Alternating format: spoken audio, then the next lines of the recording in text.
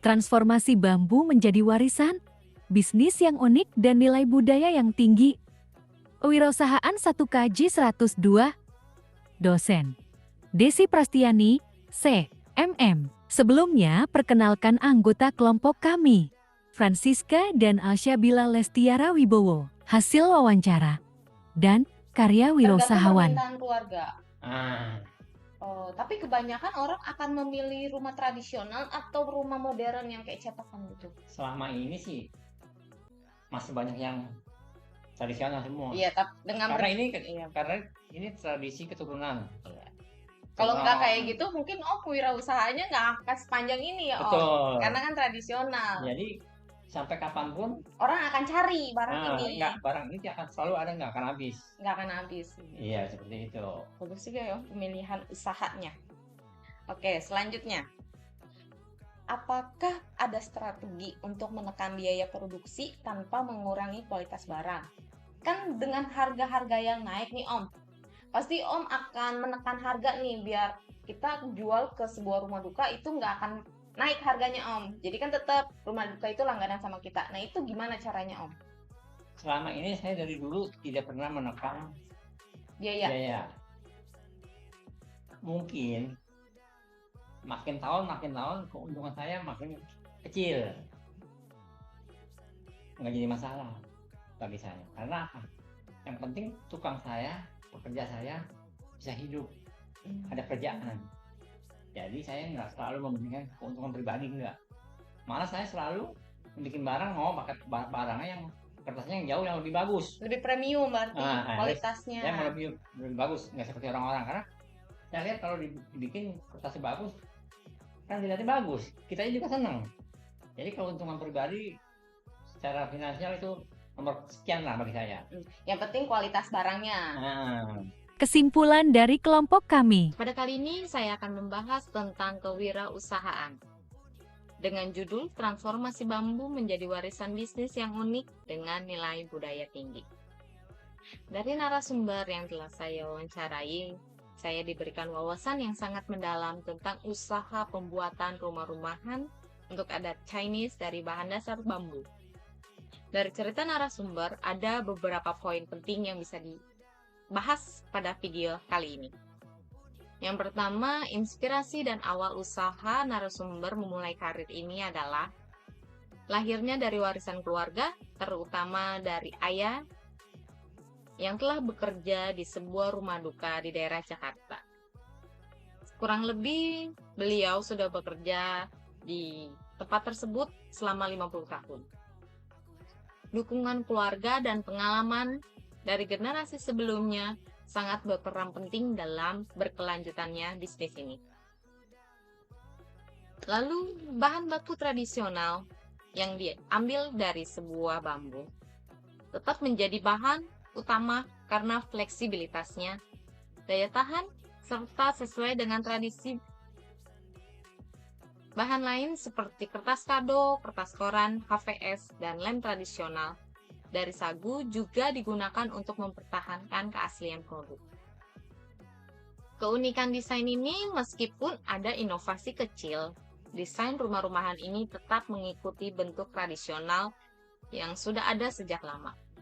Namun mereka tetap terbuka terhadap permintaan khusus dari pelanggan. Misalnya kalau ada customer yang datang langsung, narasumber mengatakan tetap akan memproduksi permintaan dari pelanggan tersebut dengan harga yang sudah ditetapkan, tanpa mempengaruhi nilai jual kepada rumah duka utama yang sudah menjadi langganan lama. Selanjutnya, strategi penjualan dan pasar. Narasumber mengatakan bisnis ini berkembang melalui kerjasama dengan rumah duka sebagai pasar utama. Selain itu, mereka juga melayani konsumen individu yang ingin pesanan khusus yang ternyata lebih menguntungkan. Ternyata ketika ada customer datang ke tempat produksi pembuatan rumah-rumahan tersebut, narasumber mengatakan akan mematok harga sesuai dengan kerumitan yang diminta oleh pelanggan. Biasanya seperti jet ski atau mesin jahit, itu customer akan meminta untuk dibuatkan. Maka itu akan menjadi nilai lebih untuk tempat produksi tersebut. Tentunya dengan kesepakatan bersama berapa lama penggunaan waktu yang akan diberikan oleh tukang kerjanya untuk memenuhi keinginan para pelanggan. Selanjutnya ada tantangan dan persaingan. Saya menanyakan bagaimana tantangan persaingan di dunia usaha sekarang. Namun menariknya, pemilik usaha ini tidak menganggap kompetitor sebagai ancaman, tetapi sebagai rekan kerja yang bisa saling membantu, namun ia tetap menjaga kualitas dan kejujuran sebagai prinsip utama.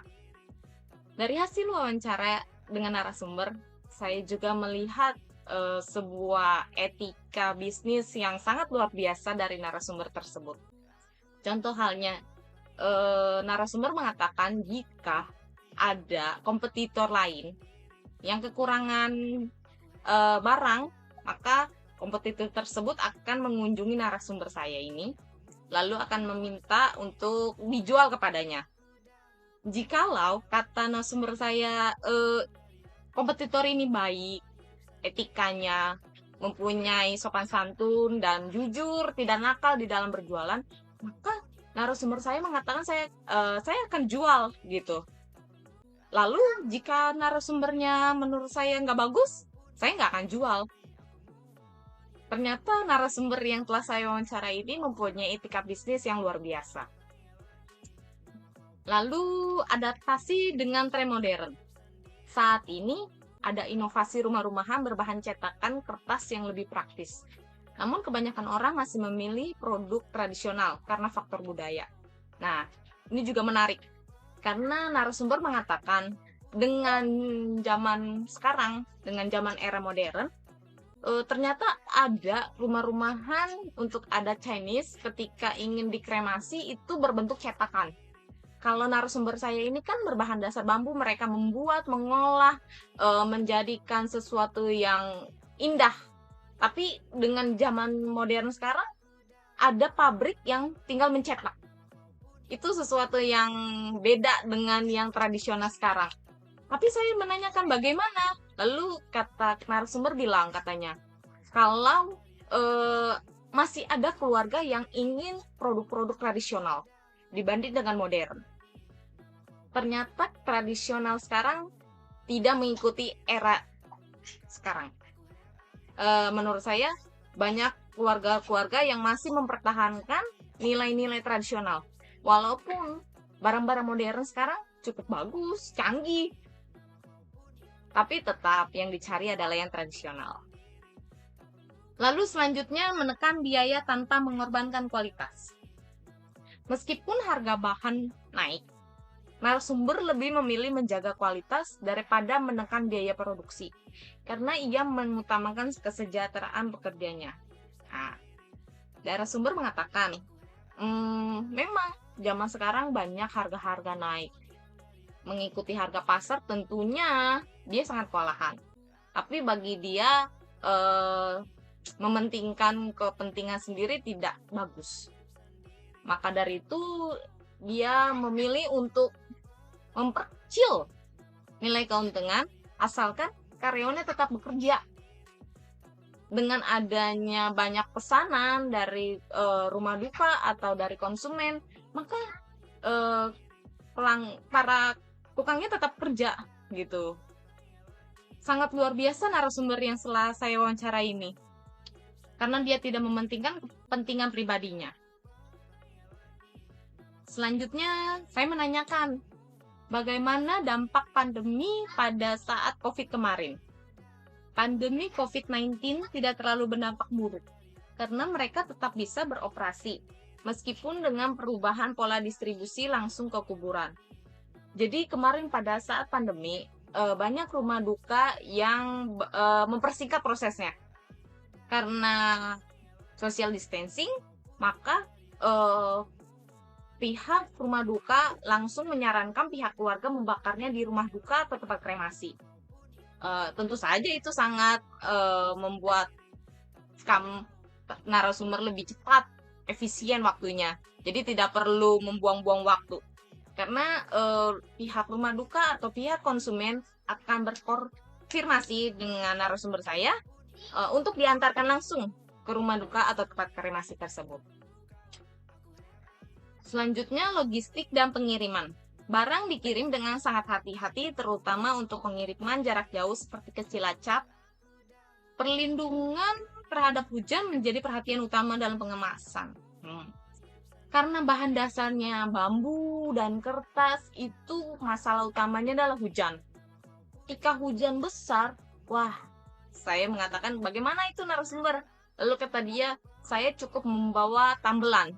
Tambelan dalam versinya itu maksudnya secari kertas atau beberapa helai kertas yang jika nanti kena rumah-rumahan tersebut bolong, maka orang yang mengirimnya akan menambal sehingga tidak bolong. Lalu saya tanya, kenapa nanti akan jadi jelek dong? Untungnya pihak keluarga itu mentolerir hal tersebut karena mereka tahu kalau musim hujan itu sangat kewalahan dalam proses pengiriman barang tersebut. Lalu dari wawancara ini terlihat bahwa bisnis ini memiliki fondasi yang kuat dalam budaya dan tradisi, serta dijalankan dengan prinsip yang sangat baik, seperti menjaga kualitas, loyalitas karyawan, dan menjalin hubungan baik dengan pelanggan maupun pesaing. Jika ingin mengembangkan usaha ini lebih jauh, mungkin bisa dipertimbangkan untuk masuk ke pasar ekspor atau mengembangkan inovasi yang tetap mempertahankan nilai tradisionalnya. Jadi dari wawancara ini terlihat bisnis ini memiliki fondasi yang kuat dalam budaya dan tradisi. Walaupun di era zaman sekarang mengikuti tren yang ada, tentunya barang-barang tradisional akan mudah tergerus. Namun narasumber mengatakan sangat bersyukur di era sekarang masih bisa bertahan dengan usaha tradisionalnya. Sangat luar biasa. Perlunya ada, menurut saya, narasumber harus lebih kreatif lagi di dalam usahanya, seperti memiliki bisnis online, memiliki jangkauan yang lebih luas agar bisa keluar kota. Tidak hanya di Jakarta, walaupun pengiriman pernah paling jauh itu di daerah Cilacap. Tetapi menurut saya bisnis ini kalau difokuskan dan lebih diutamakan pasarnya, bisa menjadi sesuatu yang lebih bernilai. Hai guys, selanjutnya pesan yang bisa diambil dari wawancara kewirausahaan sebagai berikut. Merintis usaha dari nol hingga mencapai kesuksesan di era globalisasi mengajarkan banyak hal yang berharga. Selain satu pelajaran utama adalah pentingnya memiliki keyakinan dan visi yang jelas sebagai fondasi dalam menghadapi tantangan. Ketekunan menjadi kunci karena kesuksesan seringkali datang setelah melewati berbagai kegagalan. Di tengah perubahan yang cepat dan kemampuan untuk beradaptasi dan terus belajar sangat penting agar tetap relevan dan kompetitif. Selain itu, memahami kebutuhan pelanggan serta membangun jaringan yang kuat dengan sesama pelaku usaha dapat membuka peluang baru dan memperkuat bisnis. Dalam era globalisasi, wirausahawan juga perlu mengedepankan etika dan tanggung jawab sosial, menciptakan dampak positif bagi masyarakat dan lingkungan.